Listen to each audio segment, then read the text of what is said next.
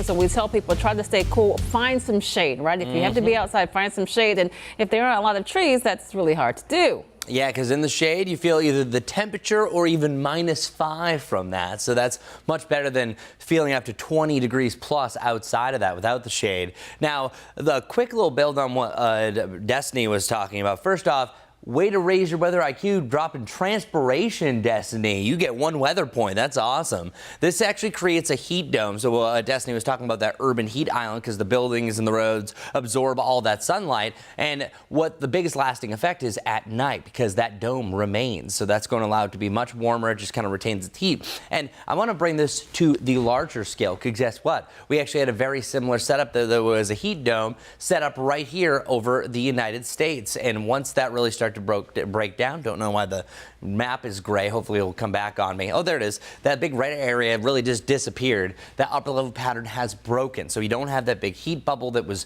firing up the temperatures into the upper 90s to around 100 degrees. We're still going to be at 96 today. That's the high I have around the area, but it's not 100 and it's not 98. So that's the only good news that I have for you. So at least today's kind of the turning point. So you don't really have a vast drop off, but we actually level out in the lower 90s. That's still above the normal of 89.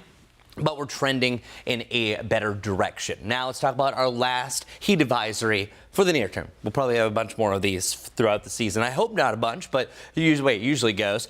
2 to 8 p.m. That is a much smaller window, so only a 6 hour. That's the minimum that a heat advisory will be. And then our dew point actually is not driving up things like it was yesterday. Our temperature is actually matching our feels like temperature, so no heat index yet, but we are seeing signs that thunderstorms are starting to form, especially a little bit later on. So beyond the 90s, we will have a chance for a dip down into that 89 degree point before we get back to about the mid 90s going forward. So our trend is heading in a good direction. Today is the last weather alert day in the near term. Chances for storms on and off through the evening, and we're going to keep the storm chances around, especially for Friday and Saturday. Coming up, I'm going to talk a little bit more about that, and we'll also take a jump looking into next week, talking about the next best rain chances I think that we have here on this 7-day forecast.